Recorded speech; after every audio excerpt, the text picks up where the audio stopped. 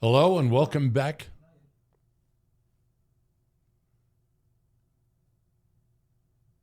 Hello, welcome back to HMTV at HMTC.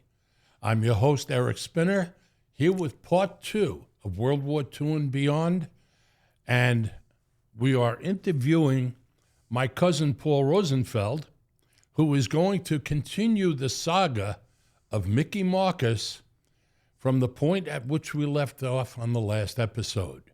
If you recall, we had followed Mickey from his birth, through his teenage years, through his career and entry into West Point, to the point where he was employed by Fiorello LaGuardia as his eventual Commissioner of Corrections, where he took down Lucky Luciano.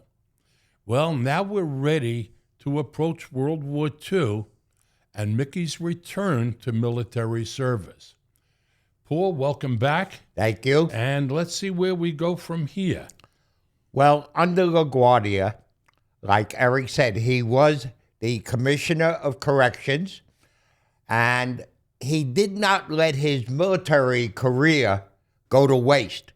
He, in addition to being a member of the LaGuardia administration, he was going to all the follow-up schools after West Point, the General Staff Officers schools and things like that. And by 1939, he was a lieutenant colonel in the active army. 1939 was not one of the great years in the world. There were war clouds all over. Italy had gone into Ethiopia. Japanese had gone into China, taken away Manchuria, renamed it as Manchukuo, set up a puppet government, and of course Hitler in Europe. And England and France had really taken quite a beating in World War I. They each lost over 1 million men. Wow. So they were willing to do anything for peace, P-E-A-C-E. Unfortunately, Hitler also wanted peace, but he spelled it P-I-E-C-E. He wanted a piece of everything. So in 1939, Marcus left the LaGuardia administration and rejoined the U.S. Army as a lieutenant colonel. 1940, he was transferred now to Hawaii as the military aide to the governor of Hawaii. That came with an advancement. He was now a full colonel, and he was given an interesting assignment. At that point, we did not have any special ops like the Green Berets or the SEALs. He was given a job of creating the first, and he created the U.S. Rangers.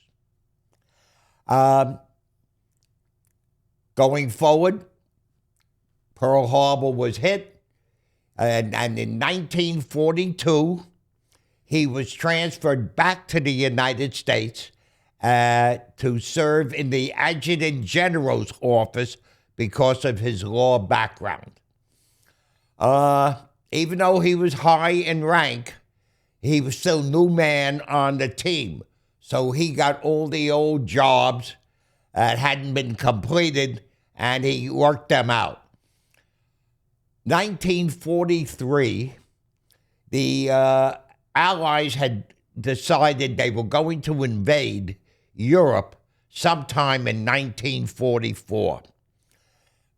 Marcus was picked to set up a squad, a company of lawyers who, when we invaded Europe, would take over the jobs from the Vichy or the Germans who were running the municipal authorities.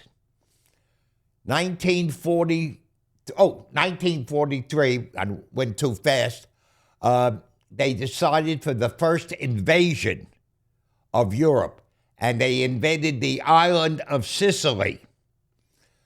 The American Army was under General Patton.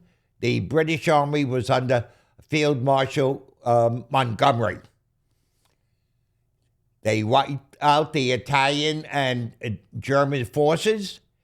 Italy, under King Victor Emmanuel, now wanted to get out of the war because they had been sold a lot of BS. So they wanted to get on the Allied side.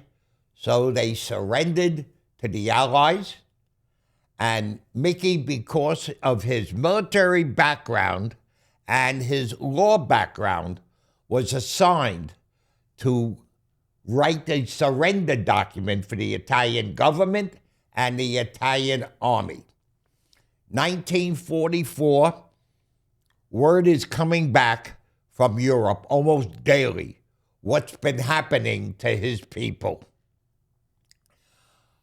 Concentration camps, labor camps, everything.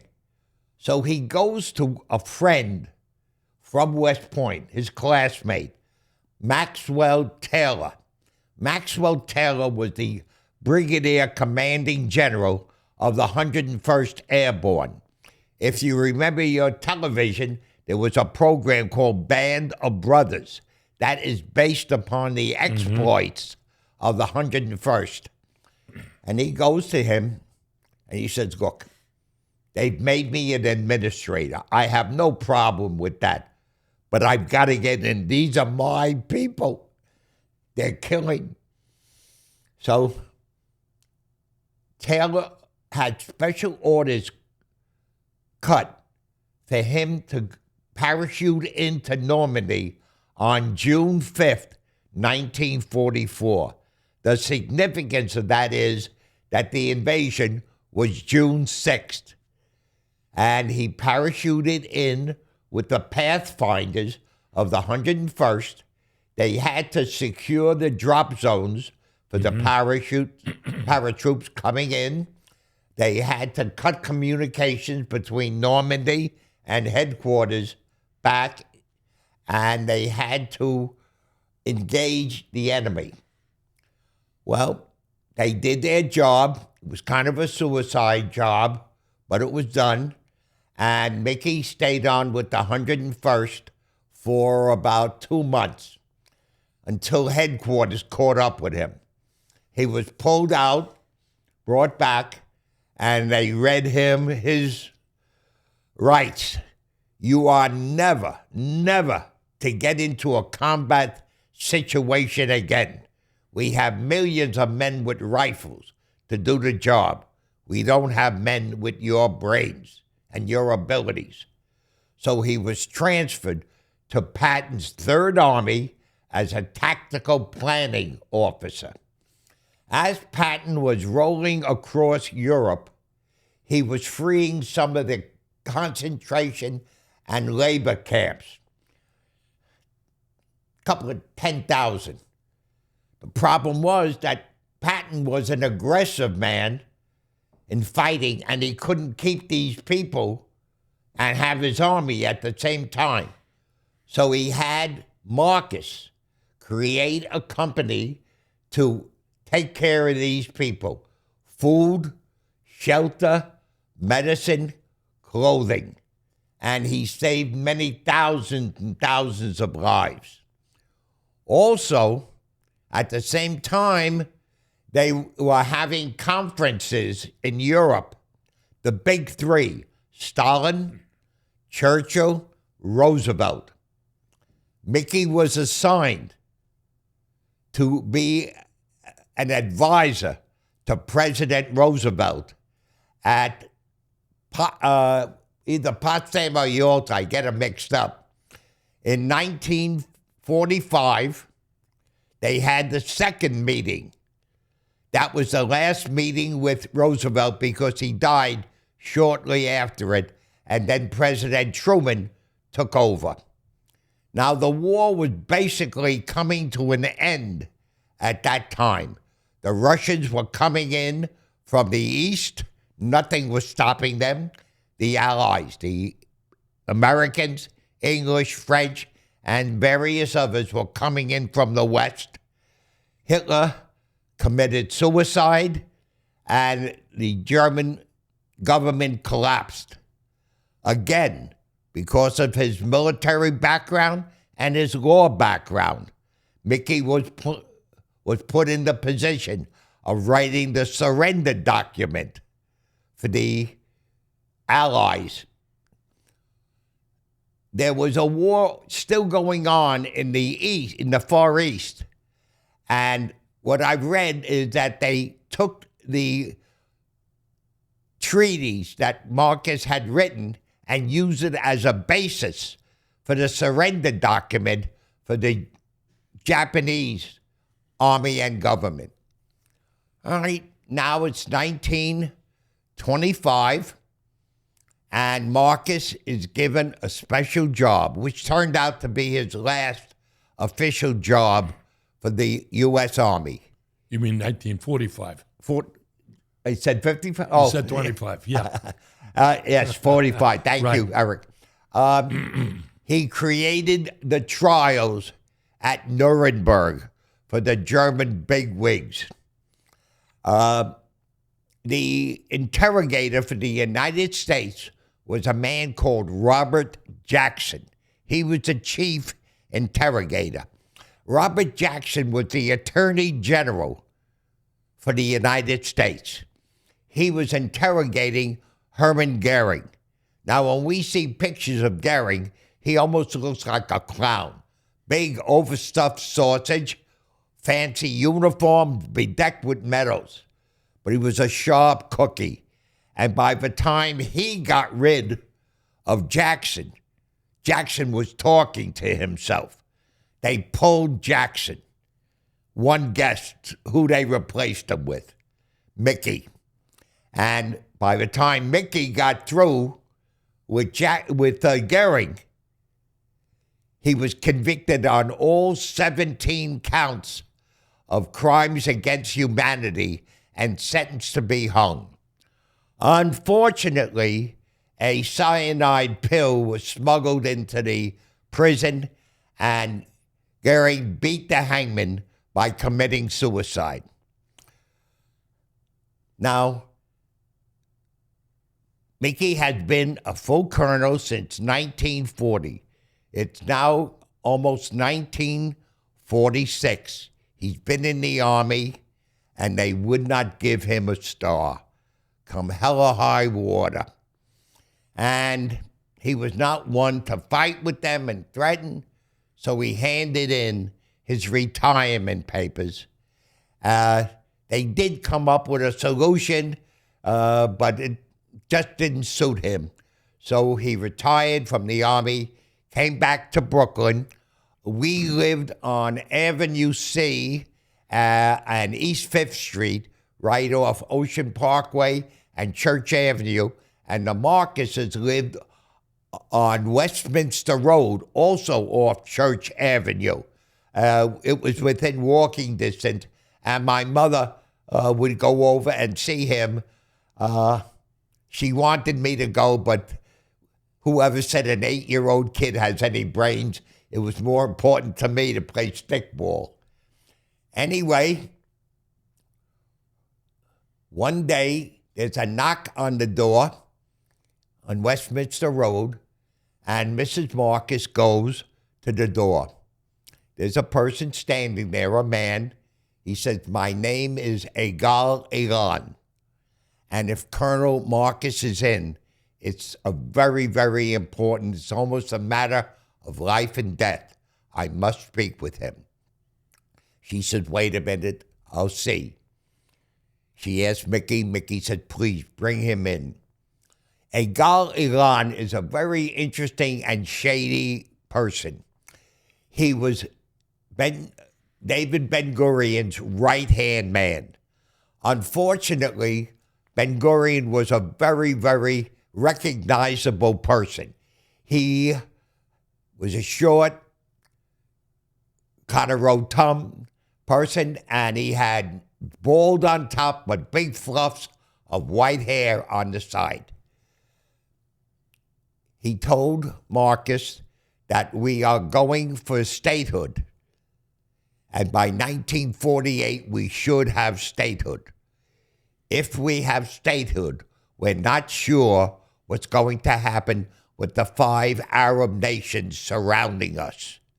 So we would like to have a military force that could protect us. We would like you to do us a favor. Go back in the Army, speak to your friends, see if any of them will take over the job. The problem was that all of his friends would not take on the job. It seems we had been involved in 2 wars in the 20th century. It was not even half over, and we've lost over 400,000 men in these 2 wars. So the government passed some laws. If you were an enlisted man and you joined a foreign army, even if they were friends of the U.S., you could lose your citizenship, you could maybe even go to jail, and if you were learned of certain things that our government did not want other governments to know, you certainly would have all these things come down on you. If you were an officer, you would lose your rank, your years that you spent in the Army, your pension, and you would most likely go to jail. So no one would take the job. Marcus had been in Europe. He had seen what had happened to his 6 million Jewish brothers and sisters. So he said, I will take the job on one condition: no compensation. And he started making trips to Israel, Palestine at that time, making a survey of what they needed. One day, the State Department got in touch with him, asked him to come in. And he did, and they explained to him that we know what you're doing. We will work with you if you will work with us. That included changing your name to Michael Stone. You were of military age, but you never served in the Army because you were studying engineering, and they figured that was more important than carrying a rifle. And if you get caught by either the British or the Arabs, we don't know who you are. You're going to be on your own. Anyway, he goes to Palestine, and he tries to get the forces there to join him. There were a couple of semi-military units, the Palmach and the Haganah, but they were small and they did not have the materials to fight a war. There was also the Irgun and the Stern Gang, which were the real rough, tough guys. And he asked them to come for a meeting. All they would do was send representatives. And he talked to them. He said, you have 2 choices. You either drop all your animosity between groups, or you keep doing it the way you're doing it, fighting one group at a time, even though you all have the same idea in mind: freedom for Palestine to become Israel. Well, they said, we'll take it back to our leaders and we'll have a conference. He said, conferences never solved anything. That's your choices. You either do it that way or I'm walking out. And, they listened to the sense that he said, and they created an Israeli army. And Mickey Marcus became the first Jew in 2,200 years since the days of Judah Maccabee to lead a Jewish army. He also designed the defensive plan for the state of Israel in case the Arabs attacked. He also designed the offensive plan in case they attacked. He was the first general in the new Jewish army. He also created the IDF, and I don't have to tell you where Israel would be today without the IDF. So what he's done now is he's brought all of his military tactical training, and he is creating a cohesive fighting force in Israel, which will be able to overcome the obstacles that they've been facing because they've been basically fighting tribal warfare. Mickey is also the only officer buried at West Point who was killed while wearing a foreign uniform, the uniform of the IDF. Well, 1948 came, Israel was created, and the 5 Arab nations, led by British and Arab generals, attacked. The best unit they had, the Arab Legion, was led by a British general. They wanted to finish what Hitler had started. Okay, well, the world could not have a strong Israel. They didn't like that.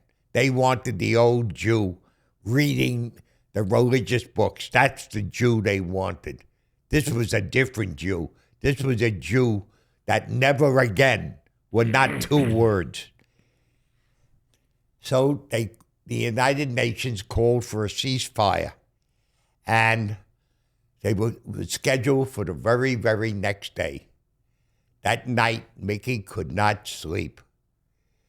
So it was a cold Israeli night. He wrapped himself in a sheet and went to the latrine. Came back, there was a new sentry on that night. And he saw this figure approaching him and called out in Hebrew, "Give me the password." Mickey answered in English. He didn't speak Hebrew. The guard shot. That was it. Mickey was 46 years old. Yeah, understandable, Paul. It's a very emotional thing because I also remember being at my grandparents' house on Troy Avenue in Brooklyn with everybody sobbing that Mickey had been killed. And it's one of those things that's indelibly engraved in my mind. And at this point, we have pretty much covered the life and the trials and tribulations of Mickey Marcus's life. I have to thank you so much for what, in the end, becomes a very difficult story to relate, because those of us who at least were related, and especially you, who had such a close tie with those who were very close to Mickey and to Emma, this has been an amazing experience for me as well. I have, in the 2 times I've listened to you tell this story, once at the JCC in Plainview, and now again today, I am very much emotionally overwhelmed and immensely proud of this heritage that we share as Jews and as cousins of Mickey Marcus. With that in mind, I hope that his name will be remembered as it is in Israel, as it is in Tel Aviv, because I have seen the picture of the plaque in the center of Tel Aviv with his name on it. Unfortunately, many of the young Israelis do not know the history. Fortunately, they are still willing to fight for the cause, but they don't know the history and how they won their independence. But thank God they are willing to fight for their independence. Paul, there's one more thing that comes up to mind, and that is, what follow-up was there after Mickey was killed? Were there any special accolades or addresses where comments were made of national importance? Well, all Israel went into mourning for the American who had come over to save them. There was a funeral held in Israel, and David Ben-Gurion spoke, and he ended his speech by saying he was the best man we had. Then Rabin spoke. I do not speak Hebrew. I know certain words, and I just love the words that Rabin used. He was there when we needed him. One of my favorite words in Yiddish is beshet. In an English to American or American to Yiddish dictionary, it's a four-letter word. Fate. F-A-T-E. But when you use it, you could write an entire encyclopedia just using the meaning of the word beshet. Absolutely. And fate placed Mickey where he was needed. And he rose to the occasion. He paid the ultimate price in the process, but he brought Israel to the point of independence. He was the right man for the right in job. the right place at the right time. Yes. To do the right thing. Paul, God Thank bless. you. On that note, I thank our viewers for watching World War II and Beyond. I am your host, Eric Spinner, thanking you for your viewing, thanking you for joining us, thanking you, Paul, immensely for relating the story. Thank you for having me. It's been an honor and a privilege, and I hope that everyone will come back to HMTV at HMTC for our next episodes.